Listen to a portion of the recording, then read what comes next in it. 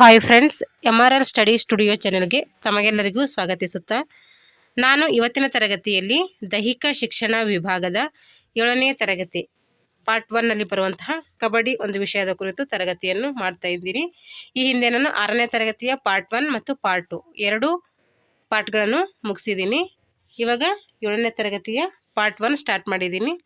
ಈ ಎಲ್ಲ ತರಗತಿಗಳು ಯಾರೆಲ್ಲ ದೈಹಿಕ ಶಿಕ್ಷಣ ಶಿಕ್ಷಕರ ನೇಮಕಾತಿಯ ಪೂರ್ವಸಿದ್ಧತೆಯನ್ನು ಮಾಡ್ಕೊಳ್ತಾ ಇದ್ದೀರೋ ಅವರಿಗೆ ಯೂಸ್ ಆಗುತ್ತೆ. ಹಾಗೆ 7ನೇ ತರಗತಿಯ ಮಕ್ಕಳಿಗೂ ಮತ್ತು ಆಲ್ ಕಾಂಪಿಟೇಟಿವ್ ಎಕ್ಸಾಮ್ಗೂ ಕೂಡ ಏನಾಗುತ್ತೆ, ಈ ಒಂದು ದೈಹಿಕ ಶಿಕ್ಷಣದ ವಿಷಯ ಯೂಸ್ ಆಗುತ್ತೆ. ಏಕೆಂದರೆ ಕ್ರೀಡೆಗೆ ಸಂಬಂಧಪಟ್ಟಂಥ ಪ್ರಶ್ನೋತ್ತರಗಳು ಕೇಳುವುದರಿಂದ ಎಲ್ಲ ಎಕ್ಸಾಮ್ಗಳಿಗೆ ಈ ಒಂದು ವಿಷಯ ಯೂಸ್ ಆಗುತ್ತೆ ಅಂತ ಹೇಳ್ತಾ ಇವತ್ತಿನ ತರಗತಿಯನ್ನು ಪ್ರಾರಂಭಿಸ್ತಾ ಇದ್ದೀನಿ. ಈ ಒಂದು ವಿಷಯದಲ್ಲಿ ಏನೇನು ತಿಳ್ಕೊತೀವಿ ಅಂತಂದರೆ, ಈ ಒಂದು ಪಾಠದಲ್ಲಿ ಕಬಡ್ಡಿ ಕ್ರೀಡೆಯಲ್ಲಿ ಯುವ ಶಕ್ತಿಯನ್ನು ಒಗ್ಗೂಡಿಸುವಂತಹ ಮಾಹಿತಿ, ಮತ್ತು ಕ್ರೀಡೆಯಲ್ಲಿನ ಪ್ರಶಸ್ತಿ ಮತ್ತು ಸಾಧನೆಗಳು ಗುರುತಿಸಿಕೊಳ್ತೀವಿ. ದೇಶೀಯ ಕ್ರೀಡೆಯಲ್ಲಿ ಅಭಿವೃದ್ಧಿ ಮತ್ತು ಆಸಕ್ತಿ ಹೇಗೆ ಮೂಡಿಸಬೇಕು ಅನ್ನೋದರ ಬಗ್ಗೆ ಈ 3 ವಿಷಯಗಳನ್ನು ಏನು ಮಾಡಿದ್ದಾರೆ, ಈ ಒಂದು ಚಾಪ್ಟರಲ್ಲಿ ಆಧಾರವಾಗಿಟ್ಕೊಂಡು ನೀಡಿದ್ದಾರೆ. ಕಬಡ್ಡಿ ಬಗ್ಗೆ 6ನೇ ತರಗತಿಯಲ್ಲಿ ತಿಳ್ಕೊಂಡಿದ್ದೀವಿ. ಅಲ್ಲಿ ಕಬಡ್ಡಿಯ ಇತಿಹಾಸ ಮತ್ತು ಅದರ ಅಂಕಣ, ಅದರ ನಿಯಮಗಳ ಬಗ್ಗೆ ತಿಳಿದುಕೊಂಡಿದ್ದೀವಿ. ಇವತ್ತಿನ ತರಗತಿಯಲ್ಲಿ ಏನಿದೆ ಅಂತ ಹೇಳಿ ನೋಡ್ಕೊಳ್ಳೋಣ. ಸ್ವತಂತ್ರ ಪೂರ್ವದಲ್ಲಿ ಬಾಲ್ ಗಂಗಾಧರ್ ತಿಲಕರು ಯುವ ಶಕ್ತಿಯನ್ನು ಒಂದುಗೂಡಿಸುವಂತಹ ಸಲುವಾಗಿ ಗಂಡುಗಲಿಗಳ ಕ್ರೀಡೆಯಾದಂಥ ಕಬಡ್ಡಿ ಏನು ಮಾಡ್ತಾರೆ, ಬಳಕೆಗೆ ತರ್ತಾರೆ. ಯಾರು ಬಳಕೆಗೆ ತಂದರು? ಬಾಲ್ ಗಂಗಾಧರ್ ತಿಲಕರು ಬಳಕೆಗೆ ತರ್ತಾರೆ. ಈ ಆಟದ ಕಾಂತಾಕರ್ಷಕ ಪ್ರಭಾವವನ್ನು ಗುರುತಿಸಿ ಯುವ ಪೀಳಿಗೆ ಯಾವುದೇ ದುಶ್ಚಟಗಳಿಗೆ ಒಳಗಾಗದಂತೆ ಅಥವಾ ಬಲಿ ಬೀಳದಂತೆ ಹಾಗೂ ದೈಹಿಕ ಶಕ್ತಿಯನ್ನು ವೃದ್ಧಿಸಲು ಈ ಆಟವನ್ನು ಏನು ಮಾಡ್ತಾಯಿದ್ರು, ಅವಾಗ ಆಡ್ತಾಯಿದ್ರು. ಅಂದರೆ ಯುವ ಪೀಳಿಗೆ ಏನಿರುತ್ತಲ್ಲ, ಅವರು ಯಾವುದೇ ದುಶ್ಚಟಗಳಿಗೆ ಒಳಗಾಗಬಾರ್ದು ಅಂಥೇಳಿ, ಹಾಗೆ ಅವ್ರ ದೈಹಿಕ ಶಕ್ತಿಯನ್ನು ಕೂಡ ಅಭಿವೃದ್ಧಿ ಮಾಡಬೇಕು ಅಂತ ಏನು ಮಾಡ್ತಾಯಿದ್ರು, ಈ ಆಟವನ್ನು ಅವಾಗ ಆಡ್ತಾಯಿದ್ರು. ದೇಶದ ಸ್ವಾತಂತ್ರ್ಯಕ್ಕಾಗಿ ಸಂಘಟನೆ, ದೃಢ ಮನಸ್ಸು ಹೊಂದುವ ಸಲುವಾಗಿ ದೇಶಪ್ರೇಮಿಗಳು ಏನು ಮಾಡ್ತಾಯಿದ್ರು, ಗಣೇಶ ಚತುರ್ಥಿ, ವಿಜಯದಶಮಿ ಮುಂತಾದ ಉತ್ಸವಗಳನ್ನು ಏನು ಮಾಡ್ತಾಯಿದ್ರು, ಆಚರಿಸ್ತಾಯಿದ್ರು. ಸ್ವತಂತ್ರ ಹೋರಾಟ ಕಾರ್ಯಕ್ರಮಗಳಲ್ಲಿ ಅವರನ್ನು ತೊಡಗಿಸಿಕೊಳ್ಳುವ ಉದ್ದೇಶದಿಂದ ದೇಶೀಯ ಕ್ರೀಡೆಯಾದಂತಹ ಕಬಡ್ಡಿಯು ಹೆಚ್ಚು ಮಹತ್ವವನ್ನು ಪಡೆದಿತು. ಈ ಕಬಡ್ಡಿ ಏನಾಯಿತು, ಹೆಚ್ಚು ಮಹತ್ವವನ್ನು ಪಡೆದುಕೊಂಡಿತು. ಈ ಕ್ರೀಡೆಯ ಇತಿಹಾಸ, ನಿಯಮ, ಅಂಕಣದ ಅಳತೆ ಮತ್ತು ಕೆಲವು ಕೌಶಲ್ಯಗಳನ್ನು ಹಿಂದಿನ ತರಗತಿಯಲ್ಲಿ ಏನು ಮಾಡಿದ್ದೀವಿ, ಅಭ್ಯಾಸ ಮಾಡಿದ್ದೀವಿ. ಅದರಲ್ಲಿ ಏನು ಮಾಡಿದ್ದೀವಿ ಅಂದರೆ 6ನೇ ತರಗತಿಯಲ್ಲಿ ಅದರ ಇತಿಹಾಸ, ನಿಯಮ, ಅಂಕಣದ ಅಳತೆ ಮತ್ತು ಕೆಲವು ಕೌಶಲ್ಯಗಳನ್ನು ಸಹ ಏನು ಮಾಡಿದ್ದೀವಿ, ಹಿಂದಿನ ತರಗತಿಯಲ್ಲಿ ನಾವು ತಿಳಿದುಕೊಂಡಿದ್ದೀವಿ. ಈ ತರಗತಿಯಲ್ಲಿ ನಾವೇನು ಮಾಡೋಣ ಅಂದರೆ, ಇನ್ನು ಕೆಲವು ಮುಖ್ಯ ಅಂಶಗಳಾದಂತಹ ಆಟಗಾರರ ಗುಣಲಕ್ಷಣಗಳು, ಅದರ ಪ್ರಶಸ್ತಿ ಯಾರಿಗೆ ನೀಡ್ತಾರೆ, ಯಾಕೆ ನೀಡ್ತಾರೆ, ಸಾಧನೆಗಳ ಬಗ್ಗೆ ಈ ಎಲ್ಲ ವಿಷಯಗಳನ್ನು ಕುರಿತು ಏನು ಮಾಡೋಣ, ಈ ಒಂದು ಚಾಪ್ಟ್ರಲ್ಲಿ ತಿಳ್ಕೊಳ್ಳೋಣ. ಹಾಗಾದರೆ ಆಟಗಾರರ ಗುಣಲಕ್ಷಣಗಳು. ಒಬ್ಬ ಕಬಡ್ಡಿ ಆಟಗಾರ ಇದ್ದಾನೆ ಅಂದರೆ ಅವನ ಗುಣಲಕ್ಷಣಗಳು ಹೆಂಗಿರಬೇಕು ಅಂಥೇಳಿ. ಒಬ್ಬ ಉತ್ತಮ ಕ್ರೀಡಾಪಟುವು ಯಶಸ್ವಿಯಾಗಲು ವಿಶೇಷವಾದಂಥ ಗುಣಲಕ್ಷಣವನ್ನು ಹೊಂದಿರಬೇಕು. ಆ ಗುಣಲಕ್ಷಣಗಳು ಯಾವಂದರೆ, ಅವನು ದೈಹಿಕವಾಗಿ ಸದೃಢರಾಗಿರಬೇಕು. ಫಸ್ಟ್ ಕಬಡ್ಡಿ ಪ್ಲೇಯರ್ ಏನಾಗಿರಬೇಕು, ದೈಹಿಕವಾಗಿ ಬಲಿಷ್ಠರಾಗಿರಬೇಕು. ಹಾಗೆ ಎದುರಾಳಿಗಳ ಹಿಡಿತದಿಂದ ನುಸುಳಿಕೊಂಡು ಬರುವಂತಹ ಚಾಕಚಕ್ಯತೆಯನ್ನು ಸಹ ಏನು ಮಾಡಬೇಕು, ಅವರು ಹೊಂದಿರಬೇಕು. ತಂತ್ರಕ್ಕೆ ಪ್ರತಿತಂತ್ರವನ್ನು ಅಳವಡಿಸುವ ಸಾಮರ್ಥ್ಯ ಕೂಡ ಏನು ಮಾಡಬೇಕು, ಈ ಕಬಡ್ಡಿ ಆಟಗಾರ ಹೊಂದಿರಬೇಕು. ಕ್ರೀಡೆಗಳು ಸ್ಪರ್ಧಾತ್ಮಕ ಮನೋಭಾವವನ್ನು ವೃದ್ಧಿಸುವುದರೊಂದಿಗೆ ಆಟಗಾರ ಏನು ಮಾಡಬೇಕಂದ್ರೆ, ನಾಯಕತ್ವ, ಕಷ್ಟ ಸಹಿಷ್ಣುತೆ, ಸಹನಾ ಶಕ್ತಿ, ಸಮಾಜದಲ್ಲಿ ಇತರರೊಡನೆ ಹೊಂದಿಕೊಂಡು ಹೋಗುವಂಥ ಸ್ವಭಾವ ಹೊಂದಿರಬೇಕು. ಇವೆಲ್ಲ ಗುಣಗಳು ಏನು ಮಾಡ್ತವೆ, ಅವನಿಗೆ ಅತಿ ವಿಶೇಷವಾಗಿ ಇರಲೇಬೇಕು. ಮುಖ್ಯವಾಗಿ ಸಮಯ ಪ್ರಜ್ಞೆ ಇರಬೇಕು. ಕಬಡ್ಡಿ ಆಟಗಾರನಿಗೆ ಇರಬೇಕು, ಸಮಯ ಪ್ರಜ್ಞೆ ಇರಬೇಕು. ಮತ್ತು ಜಾಗೃತವಾಗಿರುವಂತಹ ಮನಸ್ಸು ಹೊಂದಿರಬೇಕು. ಎದುರಾಳಿ ಆಟಗಾರರೊಡನೆ ಏನು ಮಾಡಬೇಕು, ಗೌರವದಿಂದ ನಡ್ಕೊಳ್ಬೇಕು.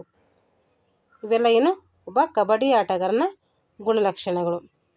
ಈಗ ವೈಯಕ್ತಿಕ ಸಾಧನೆ ಮಾಡಿದಂತಹ ಕರ್ನಾಟಕದ ಆಟಗಾರರು, ಅಂದರೆ ಕಬಡ್ಡಿಯಲ್ಲಿ ವೈಯಕ್ತಿಕವಾಗಿ ಸಾಧನೆ ಮಾಡಿದಂಥ ಕರ್ನಾಟಕದ ಆಟಗಾರರ ಬಗ್ಗೆ ತಿಳಿದುಕೊಳ್ಳೋಣ.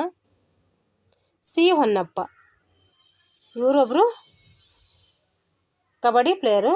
ಇವರು ಅಂತಾರಾಷ್ಟ್ರೀಯ ಮಟ್ಟದಲ್ಲಿ ಕಬಡ್ಡಿ ಕ್ರೀಡೆಯನ್ನು ಏನು ಮಾಡ್ತಾ ಇದ್ದಾರೆ, ಪ್ರತಿನಿಧಿಸಿದ್ದು. ಅಂದರೆ ಅಂತಾರಾಷ್ಟ್ರೀಯ ಮಟ್ಟದಲ್ಲಿ ಕರ್ನಾಟಕದ ಪರವಾಗಿ ಏನು ಮಾಡಿದ್ದಾರೆ, ಅಂತಾರಾಷ್ಟ್ರೀಯ ಮಟ್ಟದಲ್ಲಿ ಕಬಡ್ಡಿಯಲ್ಲಿ ಏನು ಮಾಡಿದ್ದಾರೆ, ಆಟವನ್ನು ಆಡಿದ್ದಾರೆ. ಅಲ್ಲಿ ಚಿನ್ನದ ಪದಕವನ್ನು ಪಡೆದ ಉತ್ತಮ ಕಬಡ್ಡಿ ಕ್ರೀಡಾಪಟುವಾಗಿದ್ದಾರೆ. ಹಾಗೆಯೇ ಈ ಉನ್ನತ ಸಾಧನೆಗಾಗಿ ರಾಜ್ಯ ಸರ್ಕಾರ ಏನು ಮಾಡಿದೆ, ಇವರಿಗೆ ಏಕಲವ್ಯ ಪ್ರಶಸ್ತಿಯನ್ನು ಸಹ ನೀಡಿದೆ. ಇವರು ಅರ್ಜುನ ಪ್ರಶಸ್ತಿಯನ್ನು ಸಹ ಪಡೆದಿದ್ದಾರೆ. ಯಾರು? ಸಿ ಹೊನ್ನಪ್ಪ. ಏಕಲವ್ಯ ಪ್ರಶಸ್ತಿ ಮತ್ತು ಅರ್ಜುನ ಪ್ರಶಸ್ತಿ ಎರಡು ಪ್ರಶಸ್ತಿಯನ್ನು ಇವರು ಏನು ಮಾಡಿದ್ದಾರೆ, ಪಡೆದಿದ್ದಾರೆ.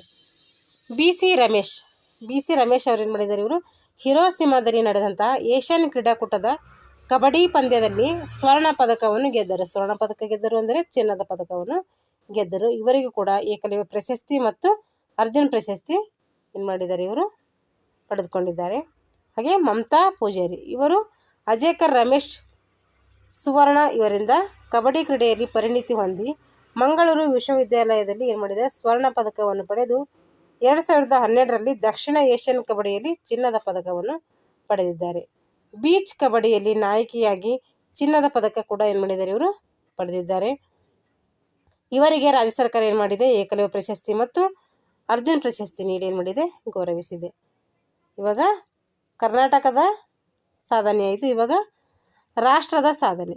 ನಮ್ಮ ರಾಷ್ಟ್ರದ ಉತ್ತಮ ಕಬಡ್ಡಿ ಪಟುಗಳು ಅಂತಾರಾಷ್ಟ್ರೀಯ ಮಟ್ಟದಲ್ಲಿ ಭಾಗವಹಿಸಿ ದೇಶದ ಕೀರ್ತಿಯನ್ನು ಅಂತಾರಾಷ್ಟ್ರೀಯ ಮಟ್ಟದಲ್ಲಿಯೂ ಸಹ ಏನು ಮಾಡಿದ್ದಾರೆ, ಪ್ರತಿಬಿಂಬಿಸಿದ್ದಾರೆ. ಅಂತಾರಾಷ್ಟ್ರೀಯ ಮಟ್ಟದಲ್ಲಿ ಭಾರತೀಯ ಕಬಡ್ಡಿ ತಂಡಗಳ ಸಾಧನೆಗಳ ಕಿರು ಪರಿಚಯ ಬಗ್ಗೆ ತಿಳ್ಕೊಳ್ಳೋಣ.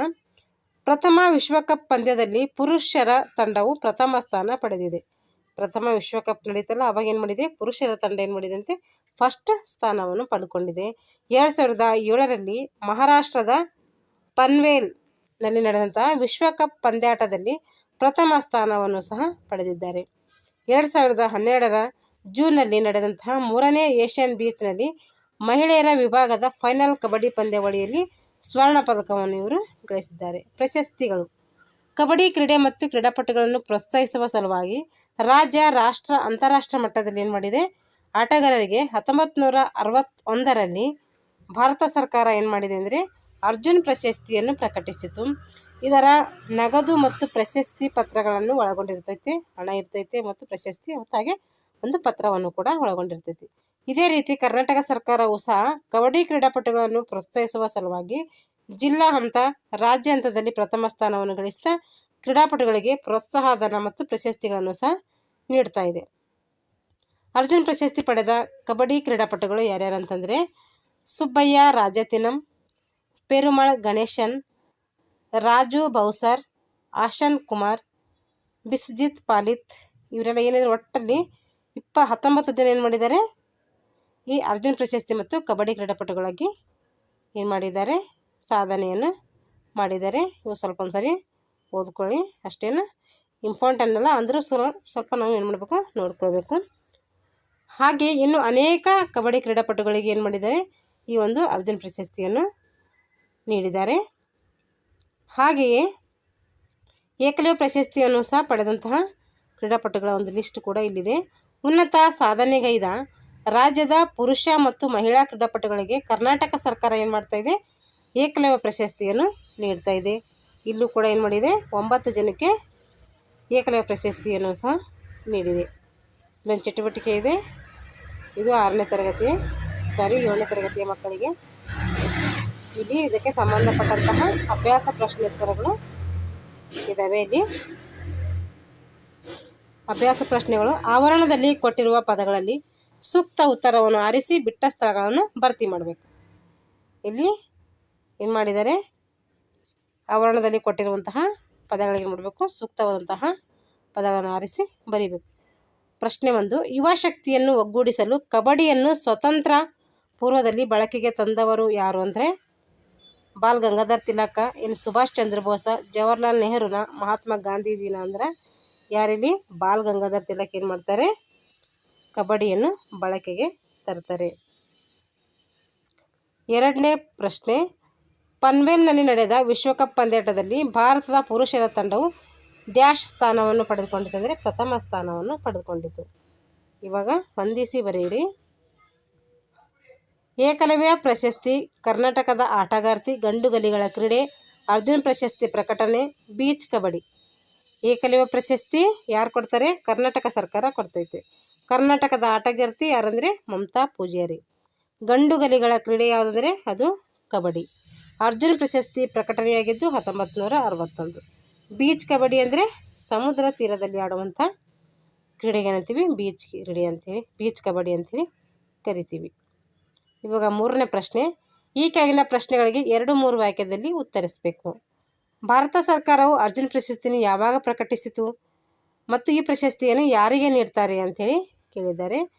ಈ ಪ್ರಶಸ್ತಿ ಏನು ಮಾಡ್ತಾರೆ ಅಂದರೆ ತರಬೇತಿ ನೀಡೋರಿಗೆ ನೀಡ್ತಾರೆ. ಅಂದರೆ ಕೋಚ್ಗಳಿಗೆ ಏನು ಮಾಡ್ತಾರೆ ಅರ್ಜುನ್ ಪ್ರಶಸ್ತಿಯನ್ನು ಕೊಡ್ತಾರೆ. ಯಾವಾಗ ಅಂತಂದರೆ 1961. ಅರ್ಜುನ್ ಪ್ರಶಸ್ತಿ ಇದಲ್ಲ, ಇದು ಕೋಚ್ಗಳಿಗೆ ದ್ರೋಣಾಚಾರ್ಯ ಪ್ರಶಸ್ತಿ ಕೊಡ್ತಾರೆ. ಆದರೆ ಕ್ರೀಡಾಪಟುಗಳಿಗೆ ಏನು ಮಾಡ್ತಾರೆ ಅರ್ಜುನ್ ಪ್ರಶಸ್ತಿಯನ್ನು ಕೊಡ್ತಾರೆ.